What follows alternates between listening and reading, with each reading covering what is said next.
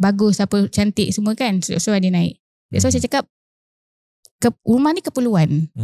Cuma untuk kita, macam mana kita nak olah sama ada dari segi dia keperluan mengikut kehendak ataupun kehendak mengikut keperluan. Itu kena fikirlah diri. Okay. Tapi Fifi asyik cakap pasal keperluan. Tapi ada orang kat luar sana, orang kaya lah, dia beli rumah banyak-banyak untuk investment. What do you think about orang macam ini? Bagi saya okey juga, sebab dia ada kemampuan dia. So dia grab lah opportunity tu. It's not illegal Tak ada, okey je. Tak boleh ada. Lah. Cuma nampak gaya macam kerajaan slow downkan sikit lah dari segi margin of financing untuk pembelian rumah. Dikurangkan sikit lah untuk orang yang ada banyak-banyak rumah ni. Tetapi ia tidak salah.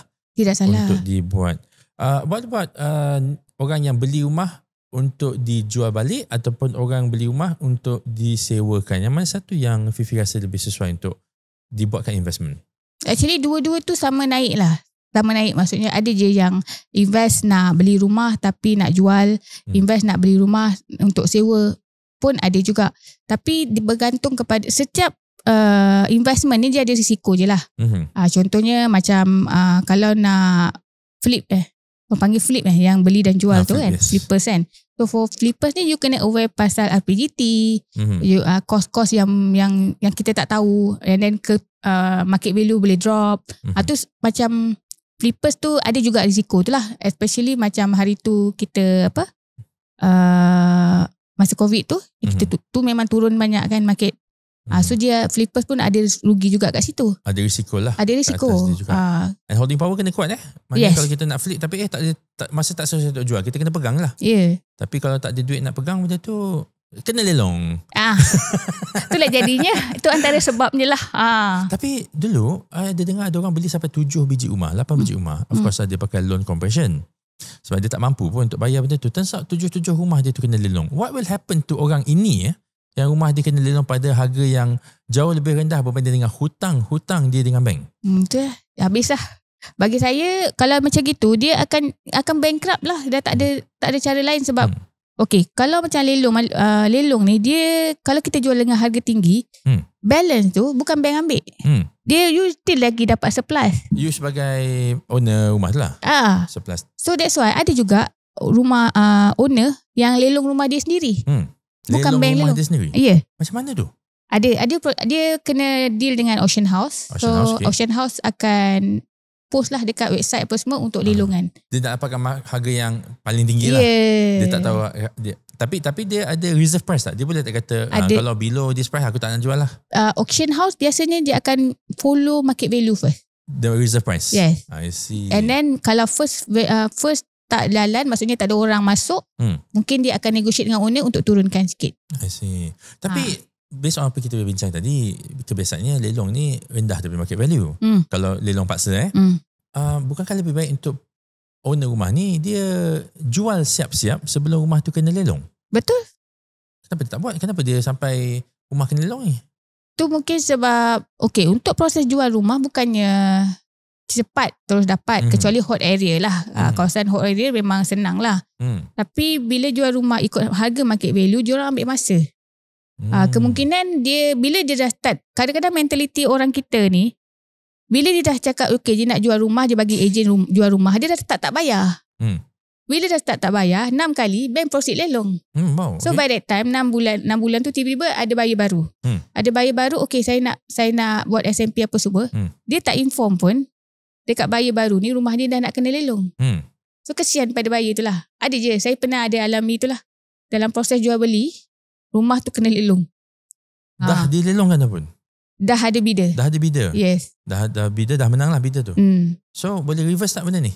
Tak boleh reverse. Sebab dia bank lelong punya hak lebih prevail lah. Sebab dia yang sign SMP, sign dulu. Owner ni je lah yang teruk lah. Yang tak beritahu. Yes. Okay. Kita tukar lagi sekali kita punya perbincangan sikit sebanyak. Fifi ada 20 tahun pengalaman dalam solicitor sebagai solicitor. Yes. Conveyancing lah. Urusan jual beli hartanah, loan bank. Kenapa pilih untuk jadi lawyer ini berbanding dengan lawyer yang selalu masuk TV tu, macam dalam cerita Suits ke kan? Dia sama-sama orang pergi defend orang. Itu dinamakan advocate. Yeah. Fifi adalah solicitor. Okay, basically untuk pemilihan specialist ni itu bergantung pada diri sendirilah. Macam saya lebih suka untuk buat conveyancing ni sebab jiwa saya kot. Saya suka jual beli. Saya bukan investor pun, tapi saya suka uruskan. Saya sonok bila suka tengok dia orang satu, suka tengok orang bahagia dapat rumah. I see. Saya memang happy lah dengan apa yang saya buat. Tapi bukan jiwa saya nak pergi court kan, stres dengan hakim semua, bukan saya. Maybe dia tak stress lah, maybe dia suka yang tu. Dia tak suka paperwork, dia suka ada juga lawyer macam tu. Bukti-bukti yang boleh membebaskan dia punya defendant tu, maybe. Tapi for your knowledge lah, I punya criminal law A tau. Criminal law A. Tapi tidaklah saya nak buat. Tapi kalau kita tengok drama Suits semua tu faham lah everything A to Z Ya. Itulah guna you punya criminal law A tu. Ya.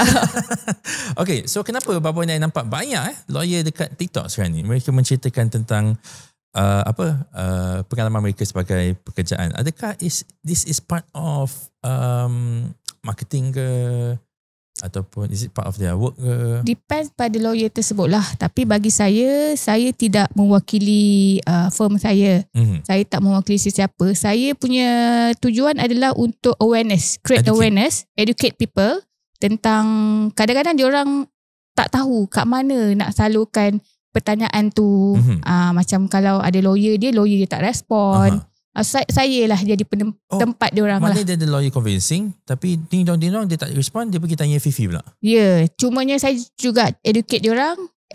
I tak boleh bagi advice you direct sebab I'm not the person in charge. Betul. So I just bagi general sahaja. So you kena tanya sendiri you punya lawyer lah. I see. So once dia dah ada ilmu, maybe daripada Fifi, dia baca-baca, dia boleh tanya soalan yang betul kepada lawyer dia sendiri. I see. Kenapa kat Malaysia ni dipanggil lawyer sebab as far as I know ada solicitor, ada advocate, tapi tak ada pun solicitor, advocate dan lawyer. Tak ada. Lawyer tu apa sebenarnya? Okay, dekat Malaysia ni kita boleh praktis dua-dua dalam satu masa. Tapi kalau kita pergi dekat UK, memang diorang ada pilihan diorang lah. Salah satu saja. So diorang tak boleh campur untuk conveyancing, tak boleh campur litigation. Tapi kita boleh. Saya pun boleh pergi mahkamah besok pun boleh. Tapi saya memilih sendirilah.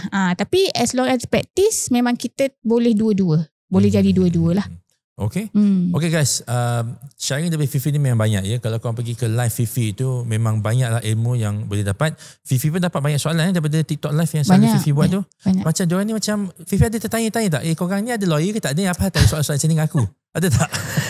Ada juga. Tapi itulah kadang-kadang diorang ni macam takut nak tanya. Dia tak tahu kenapa dia orang takut dengan nak tanya lawyer. Kenapa Sebab dia bayar lawyer tu. Dan in the strictest sense dia tak bayar Fifi sebab Fifi share secara TikTok live. Tapi dia berani tanya Fifi tapi tak berani tanya solicitor mereka sendiri. Kenapa itulah saya pun tak faham. Tapi kadang saya tak live, dia orang tanya saya, "Puan, bila nak live lagi?" Astaghfirullahaladzim. I see. Ilmu yang Fifi sharing kepada korang semua ni, maybe korang tak perlu pakai sekarang. Sebab siapa beli rumah tiap-tiap hari kan? In fact, tiap-tiap tahun pun kadang tak ada orang beli rumah tiap-tiap tahun. Maybe korang beli 2-3 tahun sekali tu pun dah kira cukup banyak lah. And for some of us, or many of us, maybe beli 1 rumah atau 2 rumah saja seumur hidup. Memang nampak macam tak penting. Tetapi, bila kita nak buat keputusan yang akan last selama 35 tahun, which is the length of the mortgage, korang tak nak beli rumah yang salah. Rumah tu memang boleh stay forever, betul? Rumah landed boleh stay beratus, maybe berpuluh-puluh tahun lah. Tetapi hutang, kontrak, SPA, SMP, loan agreement semua tu yang akan menentukan korang selesa ataupun tak selesa sepanjang 35 tahun tu. Ada kes-kes di mana SPA salah and then kita yang kena. Betul.